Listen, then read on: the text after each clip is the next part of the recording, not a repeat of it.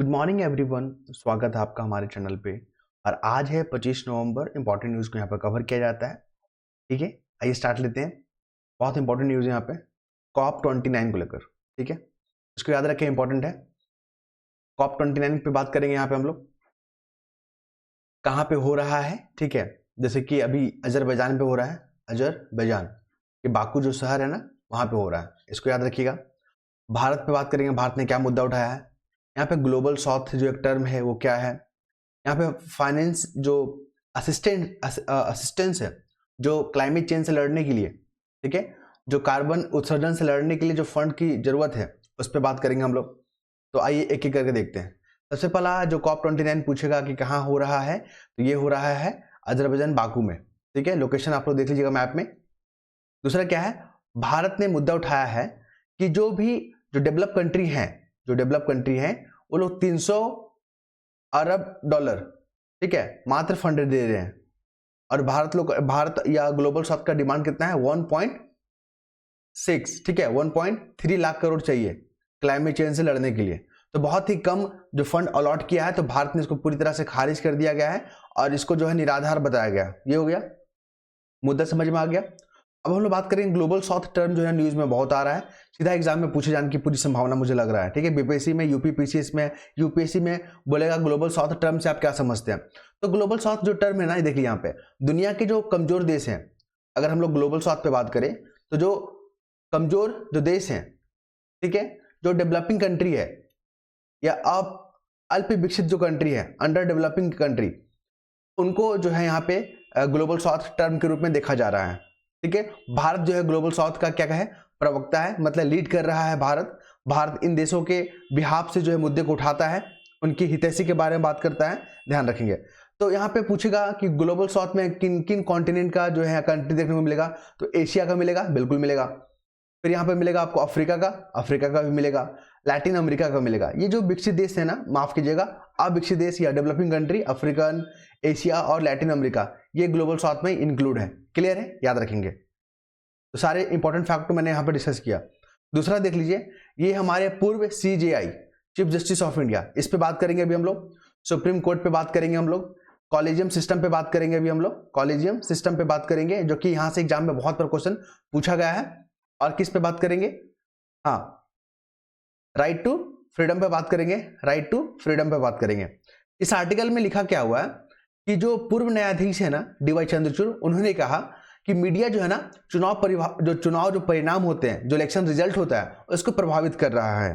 क्योंकि शॉर्ट्स का अभी जो है यहाँ पे युग चला हुआ है। शॉर्ट्स करने का मतलब जो 20 सेकंड, जो 1 मिनट के अंतर्गत जो वीडियो बनता है, उसको रील के माध्यम से यहाँ पे संचालित किया जा रहा है। तो उससे क्या होता है ना, बहुत लोग व्यूअर जो होते हैं, वो लोग अपना जो है आधार मान के किस पार्टी को वोट करना निर्णय ले लेते हैं। तो इसी पे यहाँ पे पूरा वाक्य दिया गया है। ठीक है, तो आप लोग पढ़ सकते हैं। लेकिन एग्जाम में जो क्वेश्चन पूछेगा CJI को लेकर, चीफ जस्टिस ऑफ इंडिया, इसका अपॉइंटमेंट कौन करते हैं? प्रेसिडेंट करते हैं। कॉलेजियम सिस्टम भी याद रखिएगा। कॉलेजियम सिस्टम क्या है? ये वही संस्था है जो कि नाम का सिफारिश करती है कि कौन बनेंगे सुप्रीम कोर्ट के जज। ओके, ये भी याद रखिएगा। हाई कोर्ट के जज कौन बनेंगे, यही सिफारिश करता है कॉलेजियम सिस्टम।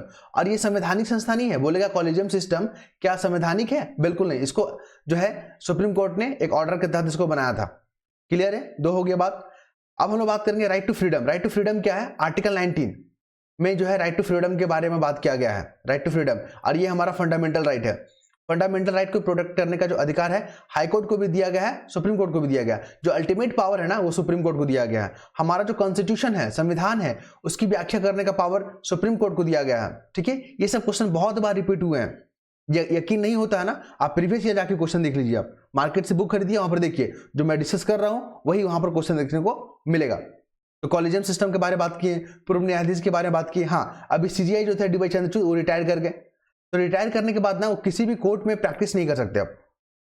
क्लियर है? समझ में आ रहा है? चलिए नेक्स्ट मूव करेंगे। हाँ, एक और याद रखिए, आर्टिकल 21 बहुत, अभी जो हाल के एग्जाम जो हो रहे हैं ना, जो साल भर के अंतर्गत जो एग्जाम हो रहे हैं 1.5-2 साल की में, उसमें आर्टिकल 21 को लेकर बहुत पूछ रहा है कि अपने मनपसंद जो साथी के साथ जो शादी करने का जो अधिकार है, ठीक है, या जीवन साथी के साथ शादी करने का जो अधिकार है, किस आर्टिकल के अंतर्गत आता है? तो आर्टिकल 21 आता है। ओके, चलिए अब हम लोग बात करेंगे यहाँ पे पर्यावरण को लेकर। अभी इलेक्शन हो रहा है, इलेक्शन हो रहा है ना, देखिए इलेक्शन पे बात करेंगे अभी हम लोग। एनवायरमेंट पॉल्यूशन पे बात करेंगे यहाँ पे। इलेक्शन मैनिफेस्टो पे बात करेंगे, और चुनावी जो मुद्दे होते हैं, इलेक्शन जो इशू होते हैं, मुद्दे होते हैं, उस पर बात करेंगे हम लोग। यहाँ पे 6th शेड्यूल पे बात करेंगे, जो संविधान का 6th शेड्यूल क्या है, लद्दाख और यहाँ पे वेस्ट बंगाल पे बात करेंगे हम लोग। ओके, और क्या क्या चीज पे बात करेंगे, पर एनवायरमेंट जो मुद्दे हैं उस पर बात कर लेंगे। ये तमाम टॉपिक पे बात करेंगे। इस आर्टिकल में आपको क्या मिलेगा देखने को, और दिल्ली का जो वहां पर वायु प्रदूषण है, दिल्ली का जो एयर पॉल्यूशन है उस पर बात करेंगे। तो ये तमाम मुद्दे पे हम लोग बात करेंगे। सबसे पहले ये आर्टिकल में लिखा गया हुआ, इस आर्टिकल में आप ये देखेंगे कि जो चुनाव लड़े जाते हैं पार्टियों के द्वारा, ठीक है, तो वो लोग अपना मैनिफेस्टो बनाते हैं, ठीक है, इलेक्शन मैनिफेस्टो बनाते हैं। उसमें बताते हैं कि हम आने वाले, अगर हम सरकार बनाएंगे, हम जीतेंगे तो इन मुद्दों पर काम करेंगे। लेकिन उस मैनिफेस्टो में आपको पर्यावरण से लड़ने के लिए, पर्यावरण को सुधार करने के लिए, ठीक है, पर वहां पे बातें नहीं किया जाता है। इसी को लेकर यहाँ पे मुद्दा लिखा हुआ कि आप लोग पर्यावरण प्रदूषण को मुद्दा क्यों नहीं बनाते, आप लोग राजनीतिक मुद्दा क्यों नहीं बनाते। क्या किसी भी पार्टी का ये दायित्व नहीं है कि वो लोग जो इलेक्शन लड़ते हैं वो पर्यावरण प्रदूषण के मुद्दे पे लड़े? तो ऐसा नहीं देखने को मिलता है। फिर यहाँ पर नेशनल पार्टी पे भी बात करेंगे, नेशनल पार्टी पे भी, क्योंकि पूरा आर्टिकल में ये सब चीज देखने को मिलेगा। तो अभी जो है सबसे पहले आते हैं एनवायरमेंट प्रदूषण। अभी आप देखिए दिल्ली का जो वायु है कितना प्रदूषण हो गया है, तो सरकार इसे निपटने के लिए, वहां की जो सरकार है निपटने के लिए क्या क्या कर रही है प्रयास, तो वहां पर निपटने के लिए जो सॉल्यूशन पे बात करें हम लोग, तो वहां की जो सरकार है इवन और ऑड जो मुद्दे है उस पर बात करें, इवन ऑड, ठीक है, एक दिन इवन वाला नंबर की गाड़ी चलेगी, एक दिन जो है अगला दिन ऑड नंबर वाली गाड़ी चलेगी, ये हो गया। फिर ग्रेड जो एक्शन जो प्रोग्राम है उस पर काम कर रहा है, मतलब जितने भी स्कूल वगैरह है नर्सरी से लेकर 12 तक सबको ऑनलाइन कर दिया गया है। ओके, दफ्तर जो यहाँ पे ऑफिस का टाइमिंग है उसमें चेंजेस किया गया है ताकि यातायात भीड़ ना हो यहाँ पे। ओके, तो ये सब आपको पता ही है, ये सब करने से हमें जो है परमानेंट सॉल्यूशन नहीं मिलने वाला है, बस ये दिखाने के लिए कि सरकार गंभीर है। ठीक है, ये हो गया, यही सब चीज आर्टिकल में देखने को मिलेगा। फिर हम लोग बात करेंगे नेशनल पार्टी के बारे में। अभी वर्तमान में 6 नेशनल पार्टी है। नेशनल पार्टी में कौन कौन सा आ जाएगा, आप आ जाएगा यहाँ पे, जो कि 2012 में बना था। फिर यहाँ पे बीजेपी आ जाएगी जो 1980 में बना था। कांग्रेस आ जाएगा जो 1885 में बना था। फिर बहुजन समाज पार्टी 1984 में बना था, है ना। एनएनपी नेशनल पीपल पार्टी जो 2013 में बना था। ये जो पार्टी का हम एस्टेब्लिश ईयर लिया ना, ये बीपीएससी में पिछले बार क्वेश्चन पूछ लिया था मैचिंग के फॉर्म में। सीपीआई जो मार्क्सवाद वाला है, सीपीआई मार्क्स वाला, वो कब बना है, 1964 में बना है। तो ये सब डेट याद रखिएगा। एक तरफ जो है पार्टी का संगठन नाम दे देगा और दूसरा एस्टेब्लिश ईयर दे देगा। मैचिंग करके पूछा है बीपीएससी ने पिछले बार, इसलिए मैंने इस टॉपिक को यहाँ पर कवर कर रहा हूँ। और नेशनल पार्टी देखिए, यहाँ पर राजनीतिक राष्ट्रीय दल के बारे में बात किया गया है, नेशनल पार्टी के बारे में। फिर 6th शेड्यूल क्या है उसके बारे में बात करते हैं। देखिए हमारे जो संविधान में कुल कितने शेड्यूल हैं, 12 शेड्यूल है, ठीक है। तो 12 शेड्यूल जो है ना किस किस सब्जेक्ट से जुड़ा हुआ है उसको ध्यान में रखिएगा। हम कुछ के बारे में बता देते हैं, जैसे कि 8th शेड्यूल न्यूज में आते रहता है। 8th शेड्यूल जो है भाषा से जुड़ा हुआ है। ओके, अभी 6th शेड्यूल न्यूज में आ रहा है। यहाँ पे क्या होता है, किसी भी राज्य को 6th शेड्यूल में डाल देंगे ना, तो वहां का जो कल्चर होता है, वहां का जो अब हवा होता है, कल्चर होता है, उसको प्रोटेक्ट करने में काफी हेल्प होता है। जैसे लद्दाख के आपने देखा था सोनम वांगचुक, जो कि आमरण अनशन पे बैठ गए थे किस दिन के लिए, ठीक है, लद्दाख के 6th शेड्यूल में डालिए उसको। वहां पे प्रदूषण बहुत ज्यादा हो रहा है, एनवायरमेंट वहां पर नुकसान बहुत ज्यादा हो रहा है। उसी प्रकार वेस्ट बंगाल भी डिमांड कर रहा है कि हमको 6ठी अनुसूची में डाल दें, क्योंकि दार्जिलिंग जो जगह है वहां पे पर्यटन लोग आते हैं तो वहां पर प्रदूषित होते जा रहा है। तो उसी को लेकर 6th शेड्यूल में डालने की बात कही जा रही है। याद रखिएगा 5th शेड्यूल और 6th शेड्यूल, यहाँ पे जिस भी राज्य को डाला जाता है ना, तो वहाँ पे प्रशासन से जुड़ा हुआ जो है यहाँ पे अधिकार मिल जाते हैं वहाँ पे लोकल गवर्निंग बॉडी को। फिर यहाँ पे कुछ इंपॉर्टेंट, हाँ, नेशनल पार्टी पे बात हो गया है और लगभग सारे मुद्दे पे हम लोग यहाँ पे बात कर लिए हैं, तो इंपॉर्टेंट है, ध्यान रखिएगा। नेक्स्ट मुद्दे पे बात करेंगे हम लोग यहाँ पे। फिर यहाँ पे आमरण अनशन देखने को मिल रहा है। हमने बार बार जो है एमएसपी पे बात किया है, एमएसपी पे बात करेंगे हम लोग। सीएसईपी क्या है उस पर बात करेंगे, 2 मुद्दे हो गया। और यहाँ पे कुछ और खास मुझे लग नहीं रहा। देखिए अभी जो किसान का जो संगठन है, संयुक्त किसान मोर्चा, ठीक है, संयुक्त किसान मोर्चा, एसकेएम शॉर्ट फॉर्म में बोलते हैं इसको, इन्होंने जो है अल्टीमेटम जारी कर दिया है कि आप लोग हमारी डिमांड को मांगिए, नहीं तो आमरण अनशन पे हम लोग बैठ जाएंगे, ठीक है। तो इन्होंने जो है दे दिया है अल्टीमेटम। कुल मिलाकर इनका डिमांड है कि एमएसपी को जो है कानून जो गारंटी दीजिए, कानूनी मांग रहा है एमएसपी को लेकर, ठीक है। पहला ये हो गया। जो कर्ज जो किसान लिया है ना, उसको मुक्ति को लेकर मांगा जा रहा है, डिमांड है कि कर्ज को मुक्ति दिया जाए, ये हो गया। साथ ही साथ हाँ, तो ये 2 जो मुद्दे हैं काफी गंभीर मुद्दे हैं। और किसानों का जो आपको पता ही ना, किसान अन्न देवता होते हैं। अगर वो लोग खुश नहीं रहेंगे, वो लोग सेटिस्फाई नहीं रहेंगे, तो फिर हम लोग भी नहीं रह पाएंगे, क्योंकि हम लोग जो थाली में जो चावल और दाल खाते हैं ना, उन्हीं के बदौलत खाते हैं। ओके, चलिए, तो खैर हम लोग जो है यहाँ पे इंपॉर्टेंट देख लेते हैं एग्जाम के लिहाज से क्या महत्वपूर्ण है। एमएसपी क्या होता है? Minimum support price. ये क्या होता है?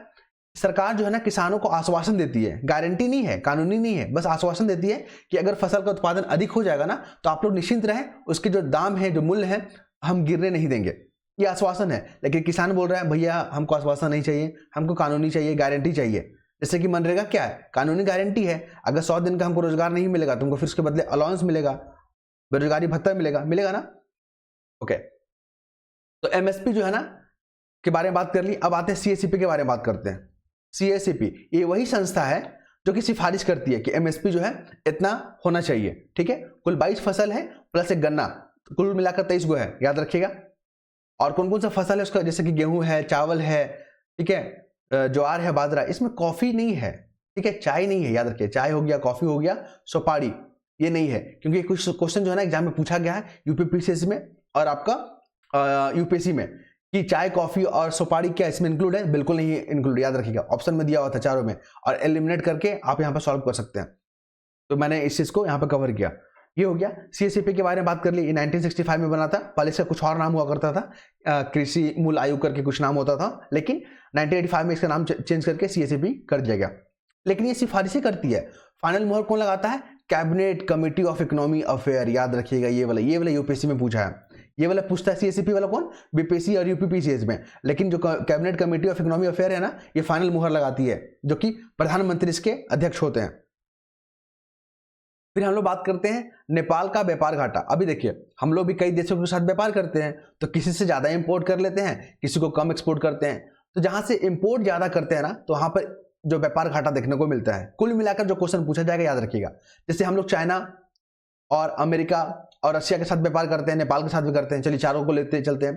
तो भारत के साथ जो व्यापार घाटा है ना, व्यापार घाटा मतलब क्या होता है? हम लोग इंपोर्ट वहां से ज्यादा करते हैं, एक्सपोर्ट बहुत कम करते हैं, वही होता है व्यापार घाटा। ध्यान रखिएगा, कंसेप्चुअल क्वेश्चन है, एग्जाम में बहुत बार पूछा गया है। तो व्यापार घाटा का मतलब क्या होता है? जैसे कि हम लोग इंपोर्ट ज्यादा कर लिए, इंपोर्ट क्या कर लिए? ज्यादा कर लिए, एक्सपोर्ट बहुत कम करते हैं। तो हमारा व्यापार घाटा किन किन देशों के साथ है? तो चाइना और रशिया के साथ हमारा व्यापार घाटा है। लेकिन अमेरिका और नेपाल के साथ हमारा ट्रेड सरप्लस है। कहने का मतलब क्या था? हम लोग इन देशों को क्या करते हैं? एक्सपोर्ट ज्यादा करते हैं और इंपोर्ट बहुत कम करते हैं। यही स्टेटमेंट बना के पूछेगा आपसे, ध्यान रखिएगा।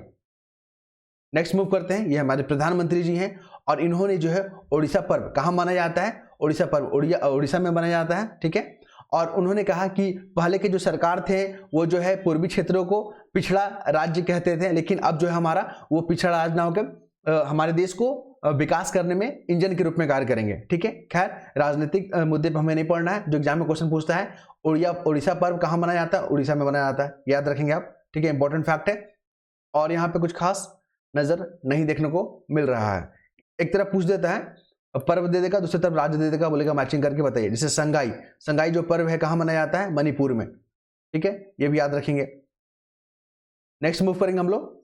हाँ, यूएई लापता हुए इजरायली धर्मगुरु। देखिए एक इजरायली जो धर्मगुरु उनका हत्या हो गया यूएई में, ठीक है। पूरा आप मुद्दा पढ़ेंगे तो इसी पे लिखा हुआ है। इजरायल बोला है कि ये एक आतंकवादी हमला है, ये वो, ठीक है।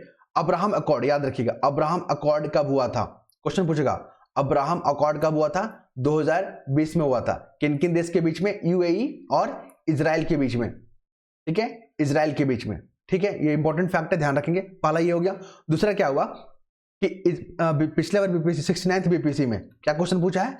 यूएई का जो है ना शहर दे दिया गया था, 7 गो शहर है वहां पे, जैसे कि यहाँ पर शॉर्ट में लिखे हैं। ये हो गया अबू धाबी, ठीक है, ए फॉर क्या हो गया? अबू धाबी हो गया। दी फॉर क्या हो गया? दुबई हो गया। सजान हो गया, कुवैन हो गया, अजान हो गया, ठीक है। और इसी तरह कुछ 7 जो शहर थे, 7 का ऑप्शन दे दिया गया था, ठीक है। बोला था बताइए इसमें से यूएई में कौन सा शहर है? तो इंपॉर्टेंट याद रखिएगा, दुबई आ जाता है, अबू धाबी, ठीक है, कुवैन, और फिर है आपका फैराज करके शहर है। तो इंपॉर्टेंट शहर है, याद रखेंगे। पिछले बार बीपीएससी में पूछा गया था ये वाला। इसके बाद बात करते हैं, और कुछ खास नहीं, एक और था। हाँ, अभी जो है ना, जो आपका उड़ीसा में कौन सा मंदिर है? जगन्नाथपुर मंदिर है ना, उड़ीसा में जगन्नाथपुर मंदिर है। तो पूछता है जगन्नाथपुर मंदिर के बारे में कि ये किस शैली में बना हुआ। पता है ना कि जो मंदिर बनता है 3 शैली में बनता है, एक नागर शैली, द्रविड़ शैली और बैसर शैली बनता है ना। तो ये जो है ना जगन्नाथपुर जो मंदिर है ना, कलिंग शैली में बना हुआ है। कलिंग शैली जो है एक तरह से देखेंगे तो अपनगर शैली का ही पार्ट होता है, ठीक है, याद रखेंगे, इंपॉर्टेंट फैक्ट है। ये क्वेश्चन आपको बनाना है कि बिहार में जो सर्च लाइट जो समाचार पत्र है, इसके संपादक कौन रहे हैं? ठीक है, 4 ऑप्शन है यहाँ पे। फिर है 1632 में बिहार के पटना में किसने जो है ना फैक्ट्री स्थापित किया था। ये क्वेश्चन बहुत बार रिपीट किया गया, हमको लगता है 10-15 बार कंटिन्यू रिपीट किया हुआ है। सीडीपीओ में हो गया, बीपीएससी का एग्जाम हो गया, ऑडिटर में हो गया, ऑडिट ऑफिसर में हो गया, सब में। फिर पटना 1913 में अनुशीलन समिति बना था, ठीक है, इसका स्थापना किसने किया था ये भी देख लेंगे आप लोग। और ये था मैथ का क्वेश्चन, 2 क्वेश्चन दिया गया है, 3 सेंटीमीटर, 4 सेंटीमीटर, 5 सेंटीमीटर जो भुजा वाले एक घन है उसको जो पिघला कर एक बड़ा घन बनाते हैं तो इसका जो है भुजा क्या होगा, इसके बारे में क्वेश्चन बताना आपको। y अगर x% है, y का x% और z का y%, तो z के बराबर कितना होगा, यहाँ पे सॉल्व करना है इसको।